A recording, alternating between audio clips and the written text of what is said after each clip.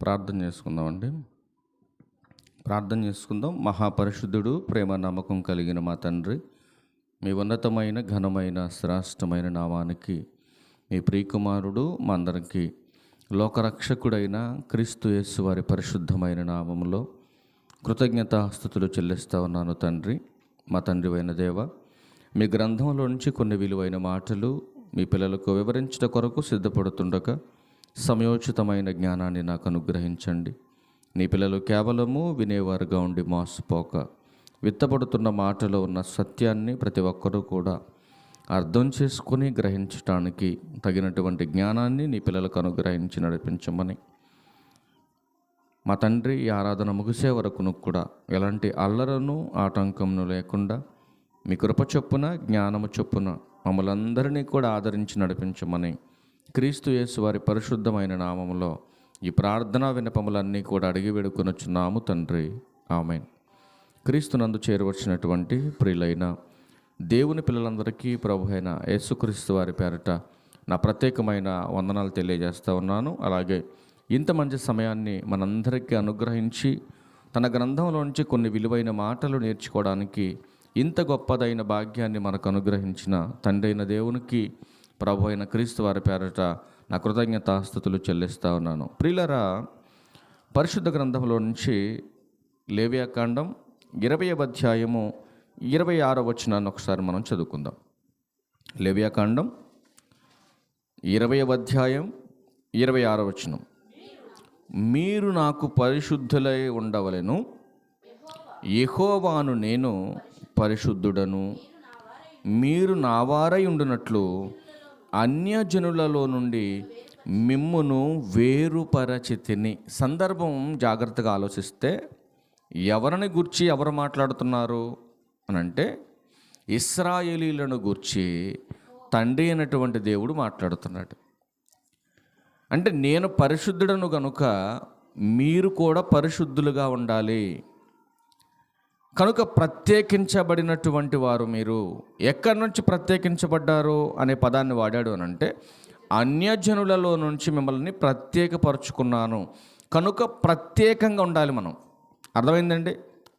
ఆనాడు ఇశ్రాయేలులు కావచ్చు, ఈనాడు క్రైస్తవులు కావచ్చు, అన్యులలో నుంచి ప్రత్యేకించబడినటువంటి ప్రతి విశ్వాసి కూడా ప్రత్యేకమైనటువంటి వే ఆఫ్ థింకింగ్లో ఉండాలి.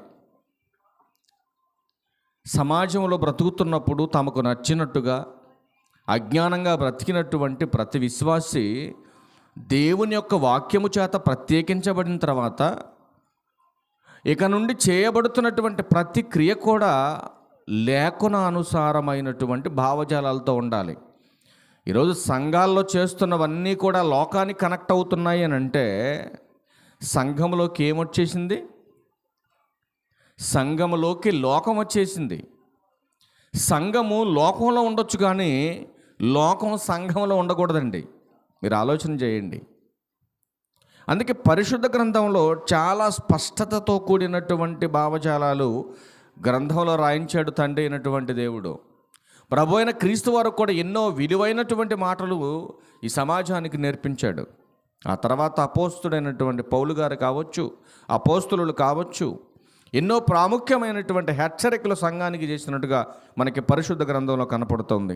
మరొక మాటను కూడా మనం చూసుకొని ముందుకెళ్ళే ప్రయత్నం చేద్దాం ప్రియులరా. ఏంటదంటే, ఒకసారి కొరింథీయులకు రాసినటువంటి 2వ పత్రిక, అపోస్తుడైన పౌలు గారు కొరింథీయులకు రాసినటువంటి 2వ పత్రిక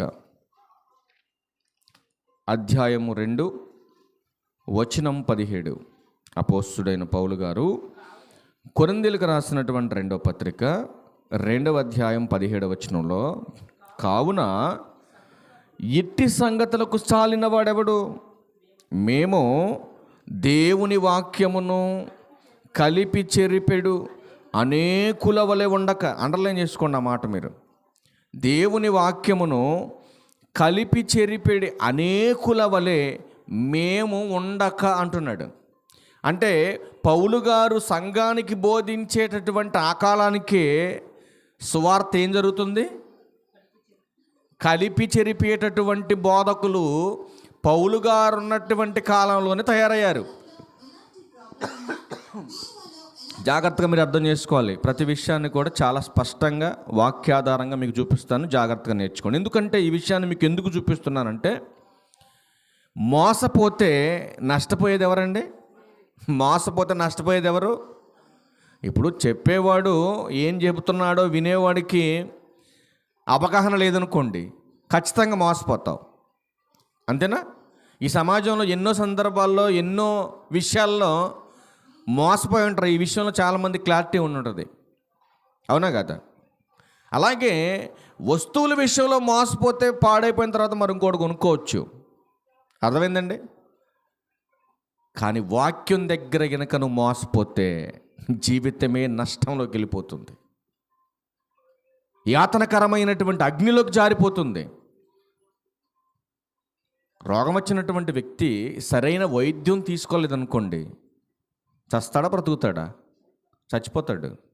అలాగే ఆత్మీయ జీవితం బ్రతికుండాలంటే ఆత్మకు కావలసినటువంటి జీవం కలిగిన మాటలు కూడా జాగ్రత్తగా మనం ఏం చేయాలి? పట్టుకోవాలి, నేర్చుకోవాలి, దానిని అనుసరించి బ్రతకాలి. అందుకే పౌలు గారు అంటున్నాడు కదా, కొరింథీ సంఘంతో మాట్లాడుతున్నాడు ఆయన, కావున ఇట్టి సంగతులకు చాలిన వాడెవడు? మేము దేవుని వాక్యమును కలిపి చెరిపడు అనేకుల వలె ఉండక నిష్కాపట్యము గలవారమును దేవుని వలన నియమింపబడిన వారమై ఉండి క్రీస్తునందు దేవుని ఎదుట బోధించుచున్నాము. ఎవరి చేత ఎన్నిక చేయబడ్డారంట పౌలు గారు? దేవుని చేత. అక్కడ బుర్రబెట్టి చదవాలి. దేవుని చేత ఎన్నిక చేయబడినటువంటి వాడు అంటే దేవుని చేత ఎన్నిక చేయబడినటువంటి వారు కూడా బోధ చేసేవాళ్ళు ఉన్నారా భూమి మీద? ఖచ్చితంగా ఉన్నారు. దేవుని చేత ఎన్నిక చేయబడి బోధించేవారు ఉన్నారు. తమకు తాముగా తమ స్వలాభం కొరకు, తమ జీవనోపాధి కొరకు అపవాది క్రియేట్ చేసుకున్నటువంటి వారు కూడా ఆనాడున్నారు. అందుకే ఏది సత్యమో, ఏది అసత్యమో, ఏది వాస్తవమో, ఏది అవాస్తవమో తెలుసుకోలేనటువంటి స్థితిలో ఈరోజు అపవాది ఏం చేశాడంటే ప్రతి వాని మనోనేత్రాలు గుడ్డితనం కలిగించేశాడు. అందుకే చెప్పేది నేటి సమాజానికి అర్థం కావట్లేదండి చాలామందికి. అందుకే గలతీయులకు రాసినటువంటి పత్రిక 6వ అధ్యాయం 4వ వచనం చూడండి ఒకసారి. పౌలు గారు ఏమంటాడు?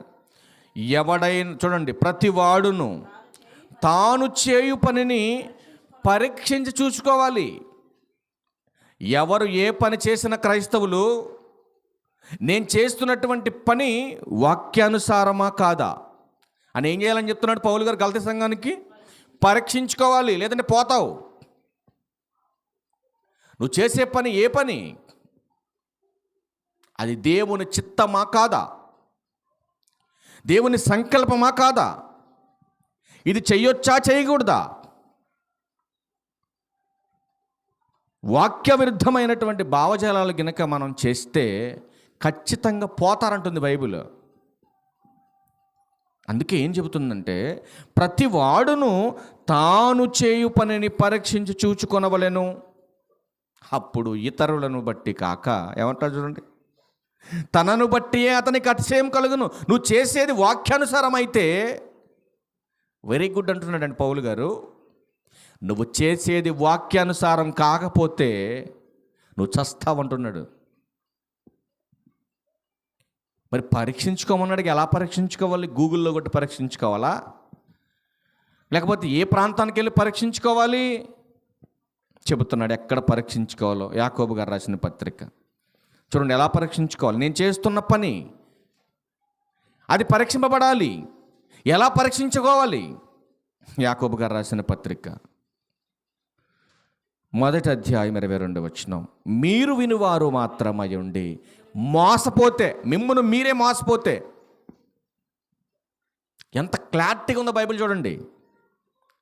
మీరు వినేవారుగా ఉండి మందిరానికి వెళ్ళిన దగ్గర నుంచి ఎప్పటి వరకు మీరు వినేవారుగానే ఉండి మోసపోతే. ఏమంటే స్కూల్కి 10 సంవత్సరాల నుంచి వెళ్తున్నవాడు ఇంకా ఎల్కేజీలోనే ఉన్నాడు అనుకోండి, అర్థం ఏంటి?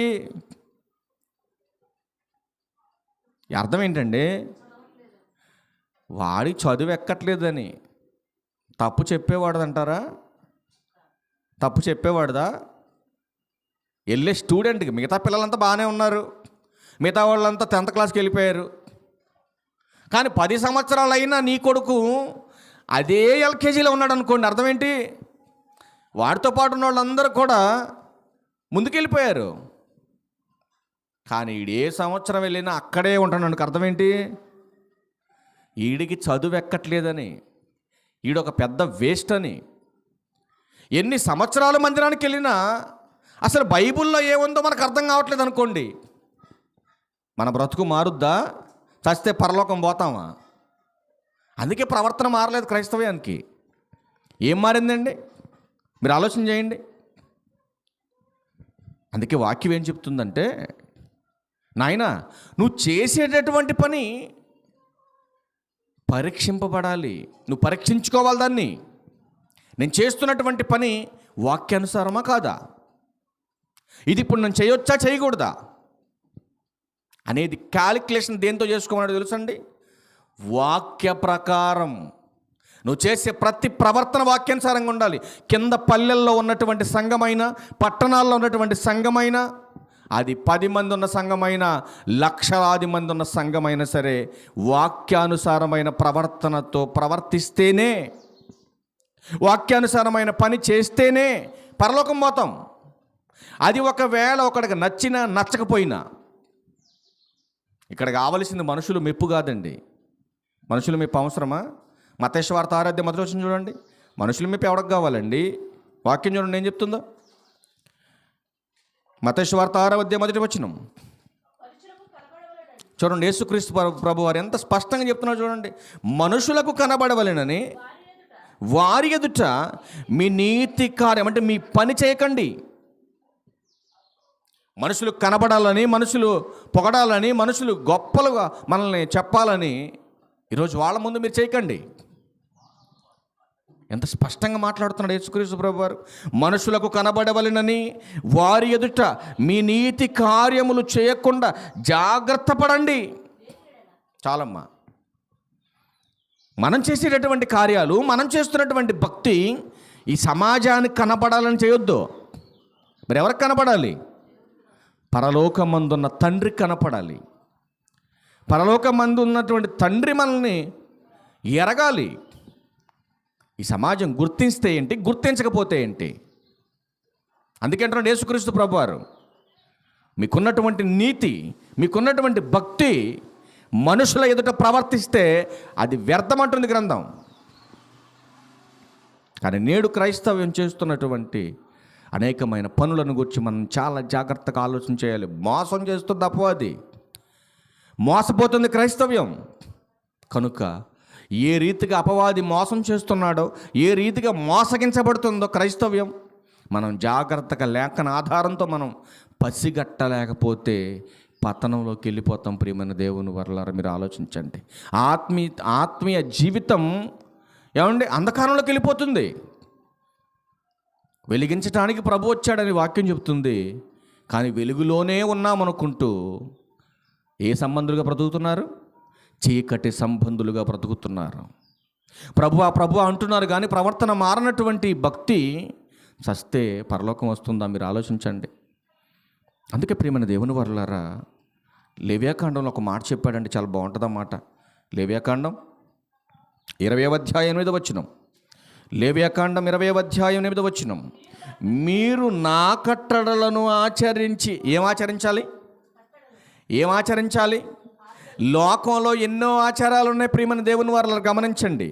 వాటిని మాత్రం మనం కానీ దేవుడు చెప్పినటువంటి వాక్యం అనే ఆచారం ఏదైతే ఆ కట్టడుందో అది పక్కన పెట్టాడు మనిషి. మరి ఏం ఆచరిస్తున్నాడు? మనుషులు కల్పించిన పద్ధతులు, మనుషులు కల్పించినటువంటి నియమాలు, మనుషులు తీసుకొచ్చినటువంటి ఎన్నో విధి విధానాలు దైవోపదేశాలుగా సంఘాలలో నేడు సమాజాల్లో బోధిస్తున్నారు. కనబడుతున్నాయా? మీకేమైనా వినబడుతున్నాయి అలాంటి మాటలు? కోకొల్లలో చాలా ఉన్నాయండి. చాలా ఉన్నాయి. వీళ్ళంతా ఏం చేస్తున్నారు తెలుసా అండి? వీళ్ళంతా ఏం చేస్తారు? ఒక మాట చూడండి, బైబిల్లో చాలా స్పష్టంగా చెప్పాడు. ఈ మనుషులు కల్పించినటువంటి పద్ధతులతో, దైవోపదేశాలతో ఏమండి బోధ చేస్తున్నాం. మళ్ళీ వద్దాం ఇక్కడికి మనం. ఫిలిప్పీలకు రాసినటువంటి పత్రిక 3వ అధ్యాయం 18వ వచనం దగ్గరికి వెళ్ళండి. ఫిలిప్పీలకు రాసిన పత్రిక 3వ అధ్యాయం 18వ వచనం దగ్గరికి వెళ్ళండి ప్రియులారా. అనేకులు, ఏమండి కొందరు అన్నాడా? అనేకులు అంటే చాలామంది. అనేకులు క్రీస్తు శిలువకు శత్రువులుగా నడుచుకొనుచున్నారు. ఏమండి వీళ్ళకి పరలోకం ఉందంటారా? వీళ్ళకి పరలోకం ఉందా? పౌలు గారు నాకు ఏం చెప్పాడు అక్కడ కొరింథీయులకు రాసిన 2వ పత్రిక 2వ అధ్యాయం 17వ వచనంలో? అనేకులు ఏం చేస్తున్నారు? సువార్తనే కలిపి చెరిపేస్తున్నారు. మరి ఇట్లాంటి వాళ్ళందరి వలన మరి దేవుని నామానికి మహిమ వస్తుందా? మీరు చెప్పండి. వీళ్ళంతా ఎవరి టీం ఇది? వాక్యాన్ని కలిపి చెరిపేటటువంటి వారు, క్రీస్తు శిలువకు శత్రువులుగా పనిచేసేవారు. ఏమండి ఇట్లాంటి వారంతా కూడా దేవుని చేత ఎన్నిక చేయబడినటువంటి సేవకులు కాదండి. మీరు ఆలోచన చేయండి జాగ్రత్తగా. అందుకే పౌలు గారు అంటున్నాడు, అనేకులు క్రీస్తు శిలువకు శత్రువులుగా నడుచుకొనుచున్నారు. వీరిని గూర్చి మీతో అనేక పర్యాయములు చెప్పి ఇప్పుడును అంటున్నాడు. అనేక సందర్భాల్లో చెప్పాడు. చాలామంది క్రీస్తుకు శిలువకు శత్రువులుగా నడుస్తున్నారు. అలాంటి బోధకులు ఉన్నారు. అట్లాంటి కలిపి చెరిపడి బోధకులు సంఘాల్లో తయారవుతున్నారు, సమాజంలో పుట్టుకొస్తున్నారు రోజు రోజుకి. కనుక మోసపూరితమైనటువంటి, కల్పితమైనటువంటి, మిమ్మల్ని మోసం చేసి నరకానికి పంపించేటటువంటి బోధకుల బోధ మీరు వినటానికి వీల్లేదు. మీరు విన్నారా మోసపోతారు, మోసపోయారా నష్టపోతారు అని సంఘాన్ని హెచ్చరిస్తున్నాడు పౌలు గారు. కంటిన్యూషన్ చేయండి. ఏమంటున్నాడు? ఇప్పుడును ఏడ్చుచూ చెప్పుచున్నాను, నాశనమే వారంతం, వారి కడిపే వారికి దేవుడు. ఏమండి ఎందుకు కలిపి చెరుపుతున్నారు బోధల్ని? ఎందుకు శిలువకు శత్రువులుగా మారిపోయి బోధిస్తున్నారు బోధ? పాపిని మార్చటానికా? ఏమంటే పాపిని మార్చే బోధకులు వెళ్ళి మరి దేనికోసం అంటే వీళ్ళ బోధ? కడుపు కోసం, బ్రతుకు తెరువు కోసం. ఎరగాలి విశ్వాసులు, ఎరగకపోతే నష్టపోతారు, నాశనానికి జారిపోతారు. అందుకే బైబిల్ చెప్తా ఉంది ప్రియులారా, అనేకులు చూడండి 19వ వచనంలో, నాశనమే వారంతం, వారు కడిపేవారు దేవుడు, వారు తాము సిగ్గుపడవలసిన సంగతులు యందు అతిశయపడుచున్నారు. ఏటి విషయం అతిశయపడుతున్నారంట? సిగ్గుపడవలసిన విషయాలంటే అది వాక్య విరుద్ధమైన పనులు చేసుకుంటా, అసలు మా అంత జ్ఞానులే లేరు, మా అంత గొప్పోళ్ళే లేరు, మేము చేసేది దేవునికి ఘనమైనటువంటి కార్యం అన్నట్టుగా భావించేసుకొని చేసేది తప్పుడు పనులు. ఆ తప్పుడు పనుల వలన మేమే గొప్ప భక్తులు అని ఏం చేస్తున్నారంటే వీళ్ళు అతిశయపడుతున్నారంట అండి. చూడండి ఎంత గొప్పగా ఉందో ఈ మాట. అతిశయపడటం అంటే గర్వపడటం. మా అంత భక్తులే లేరు, మా అంత జ్ఞానవంతులే లేరు, మా అంత నీతిమంతులు లేరు అనుకుంటున్నారు చాలామంది. అట్లాంటి క్యారెక్టర్కి సంబంధించినటువంటి ఒక ఆయన కనపడతాడు బైబిల్లో. ఆయన ఏమంటున్నాడు ఒకసారి చూడండి. లోకాసు వార్త ఏమంటున్నాడంటే, నేనే నీతిమంతుడు అనుకుంటున్నాడు మహానుభావుడు, ఆ పక్కనోడు పనికిమాలోడు అనుకుంటున్నాడు ఆయన. ఒకసారి చూద్దాం, అలాంటి వాడు కనపడతారు మనకు సమాజంలో. లోకాసు వార్త 18వ అధ్యాయం 9వ వచనంలో, తామే నీతిమంతులని ఏమనుకున్నాడు? పలానా మనోజ్ నీతిమంతుడు, పలానా ఆయన నీతిమంతుడు, పలానా ఆవిడ నీతిమంతురాలు అంటలేదండి మనిషి. ఏమంటున్నాడు అంటే, నేనే నీతిమంతుడిని, మరి మిగతా వాళ్ళంతా ఎవరు? పచ్చకామర్లోడికి లోకమంతా పచ్చగా కనపడుతుంది అడిగి లోకమంతా. ఈడు మాత్రం నీతిమంతుడు అనుకుంటున్నాడు. దేన్ని ఆధారం చేసుకొని? కంటిన్యూషన్ చేయండి అన్నమాట. ఎవరిని నమ్ముకుంటుంటే చూడండి జాగ్రత్తగా. తామే నీతిమంతులని తమ్ము నమ్ముకొని, వాక్యాన్ని నమ్ముకొని కాదండి, వాక్యంతో పని లేదు. ఎవరండి ఈయన? ఎవరు మాట్లాడుతున్నారు? ఒక పరిసయ్యుడండి ఈయన. ఒక పరిసయ్యుడు అంటున్నాడు, నేనే నీతిమంతుడిని. ఎలా నువ్వు నీతిమంతుడు నాయన అని అంటే, ఆడ అంటున్నాడు కదా అక్కడ, నన్ను నేనే నమ్ముకొని నేనే నీతిమంతుడు అనుకుంటున్నాను ఆయన. నీకు నువ్వు నీతిమంతుడు అనుకుంటే సరిపోదు. మరి ఎవరు చెప్పాలి? దేవుడు చెప్పాలి. సమాజంలో నీ ప్రవర్తన చెప్పాలి, నీ భావజాలాలు చెప్పాలి. కానీ నేడు క్రైస్తవంలో ఎట్లాంటివి కరువైపోతున్నాయి అని పౌలు గారు సంఘానికి చెబుతున్నాడు. సంఘమా, మోసపోవద్దు మీరు. అనేకులు యేసుక్రీస్తు వారు సిలువకు శత్రువులుగా మారిపోతున్నారు చాలామంది. కనుక మోసపోవద్దు. అక్కడ కంటిన్యూషన్ చేయండి. ఇప్పుడు ఫిలిప్పీయులకు రాసిన పత్రిక 3వ అధ్యాయం 19వ వచనం నుంచి కంటిన్యూషన్ చేయండి. ఫిలిప్పీయులకు రాసినటువంటి పత్రిక 3వ అధ్యాయం 19 నుంచి కంటిన్యూషన్ చేద్దాం. నాశనమే వారంతం. ఎవరికి నాశనం? ఎవరైతే వాక్యాన్ని కలిపి చెరుపుతున్నారో, ఎవరైతే క్రీస్తు సిలువకు శత్రువులుగా మారిపోయి సువార్తె బ్రతుకు తెరువుగా మార్చుకొని ఈరోజు అమాయకమైనటువంటి విశ్వాసులను మోసం చేసి సంఘాలలో దండుకుంటున్నారో, ఎవరైతే విశ్వాసులను మోసం చేస్తున్నారో, అక్రమంగా ఎందరైతే బైబుల్ తీసుకొని సువార్తను కలిపి చెరుపుతున్నారో అట్లాంటి వారందరికీ ఏమొస్తుందంట? ఆశీర్వాదం అన్నాడా?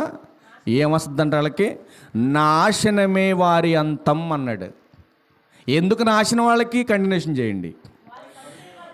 వారి కడుపు వాళ్ళకి దేవుడయ్యాడు. సువార్త ఎవడైనా దేవుని మహిమ కోసం చేస్తాడు, పాపి మార్పు కోసం చేస్తాడు. కానీ కొంతమంది సేవకులు ఏం చేస్తున్నారంటే వారి కడుపు నింపుకోవటానికి అమాయకపు జనులు మోసం చేసి డబ్బులు దండుకుంటున్నారు. ఇవాళ ఎలా దండుకుంటున్నారు తెలుసా అండి? గుడ్డెద్దు చేలో పడ్డట్టుగా ఉంటే భక్తుడా, విశ్వాసి, అది ఏం చేస్తాం నీకు అర్థం కాదు. మరి జనాన్ని ఎలా మోసం చేసి వాళ్ళ కడుపు కోసం కడుపు నింపుకుంటున్నారో మరి మళ్ళీ వద్దాం ఇక్కడికి. మత్తయి సువార్త ఎలా దండుకుంటున్నారు చూడండి, మరి తెలియాలిగా. మత్తయి సువార్త 7వ అధ్యాయం, మత్తయి సువార్త 7వ అధ్యాయం 22వ వచనంలో చూడండి ఒకసారి. ఆ దినమందు అనేకులు నన్ను చూచి, ప్రభువా ప్రభువా, మేము నీ నామమున ప్రవచింపలేదా? ఆ టీమే ఇది. ఏ సువార్తనైతే కలిపి చెరుపుతున్నారో, ఏ శిలువ యేసుక్రీస్తు ప్రభువారు శిలువకు శత్రువులుగా మారిపోయారో, తమ కడుపు కోసం సువార్తను ప్రకటిస్తున్నారో వాళ్ళ గురించి చెప్తున్నాడు యేసుక్రీస్తు ప్రభువారు. జాగ్రత్తగా వినండి. 22వ వచనం. ఆ దినమందు అనేకులు నన్ను చూచి, ప్రభువా ప్రభువా, నీ నామమున ప్రవచింపలేదా? నీ నామమున దయ్యములు వెళ్ళగొట్టలేదా? నీ నామమున అనేకమైన అద్భుతములు చేయలేదా అని చెబుతారు. వీళ్ళంతా ఎవరు? తమ కడుపు కోసమే సువార్తను అడ్డు పెట్టుకొని బ్రతుకోళ్ళు వీళ్ళంతా.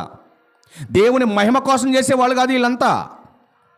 ఈరోజు పాపి మార్పు కొరకు సువార్త జరగాలరా బాబు అని బైబిల్ అంతా చెప్తుంటే వాళ్ళ మెప్పు కోసం, వాళ్ళ గొప్పల కోసం, వాళ్ళ స్వలాభం కొరకు ఈరోజు సువార్త జరుగుతుంది. వాళ్ళంతా దేవుడు ఏర్పాటు చేసుకున్న వాళ్ళు కాదు.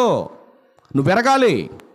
ఏ కాలాన్ని బట్టి అది జరిగింది, ఏ కాలాన్ని బట్టి ఈరోజు సేవకులు మాట్లాడుతున్నారు అన్న సెన్స్ ఈరోజు క్రైస్తవులకు లేకపోతే మోసపోతారు. ఈరోజు క్రైస్తవులంతా కూడా మోసపోతే నష్టపోతారు. అందుకే ఏమంటున్నాడు చూడండి, యేసుక్రీస్తు ప్రభువారు చక్కటి మాట చెప్పాడు 23లో. అప్పుడు నేను మిమ్మును ఎన్నడను ఎరగను అన్నాడు. మీరంతా చేసింది క్రమము కాదు నాయన, అక్రమం చేశారు. మీరు సిగ్గుపడవలసినటువంటి విషయాలలో అతిశయపడ్డారు. చేస్తున్నంతా కూడా ఏమంటే క్రమం కాదు మీరు చేసింది, అక్రమం చేశారు. 21లో అంటాడు కదా, ప్రభువా ప్రభువా అని నన్ను పిలుచు ప్రతివాడు పరలోకమందు ప్రవేశింపడు కానీ పరలోకమందున్న నా తండ్రి చిత్త ప్రకారం మీరు చెయ్యలేదు. కనుక మీరెవరో నాకు తెలియదు. ఏంటయ్యా, నీ నామన ప్రకటన చేశావుగా, నువ్వు చేసిన అక్రమం నా మహిమ కోసం చేయలేదు. నువ్వు నీ పొట్ట కూటి కోసం చేశావు, నీ మెప్పు కోసం చేశావు, నీ గొప్ప కోసం చేశావు. దేనికోసం ప్రకటించావు? ఈ సమాజం మార్పు కొరకు చేసావా? నా మహిమ కోసం చేసావా? దేనికోసం చేసే సువార్త నువ్వు? అడుగుతాడండి, ప్రతి ఒక్కరిని లెక్క అడుగుతాడు దేవుడు. కనుక మోసపోతే విశ్వాసిగా నష్టపోతావు. కనుక మోసపోకుండా ఉండాలంటే ఏం చేయాలి? ఏం చేయాలి? మోసపోకుండా ఉండాలంటే ఏం చేయాలి? మీరేమి వినుచున్నారో జాగ్రత్తగా చూసుకోవాలి. ఎలా చూసుకోవాలి? ఫోన్లోనా? మరి ఎక్కడ? టీవీలోనా? ఎక్కడ చూసుకోవాలి? బైబిల్ గ్రంథంలో. ఏమండి, బెరియా సంఘం ఏం చేసిందండి? పౌలు శీలలో ప్రసంగించిన ప్రసంగాన్ని చక్కగా అలాగున్నబోలేవి ఏం చేసింది? ప్రతిరోజు పరిశోధన చేశారండి. పరిశోధన ఎక్కడ? గ్రంథంలో పరిశోధన చేశారు. ఈ రోజున ఆ పరిశోధన నీకు లేకపోతే ఎక్కడ పోతావు? నరకానికి పోతావు. ఇక్కడ ప్రార్థనా మందిరంలో ఉంటావు, బాగానే ఉంటుంది, కానీ చచ్చిన తర్వాత నరకానికి పోతావు. కనుక మోసపోవద్దు సంగమా, వాక్యానుసారంగా బ్రతకమని గ్రంథం హెచ్చరిస్తుంది. కనుక ప్రతి ఒక్కరూ కూడా వాక్యానుసారమైన భక్తి కలిగి ఉండాలని మీ అందరికీ ప్రేమపూర్వకంగా హెచ్చరిస్తూ ఈ నా మాటలు ముగిస్తాను. అందరికి వందనాలు. Thank you. తదుపరి వర్తమానంగా దూర ప్రాంతం నుంచి మన మధ్యలోకి వచ్చిన చెల్లెమ్మ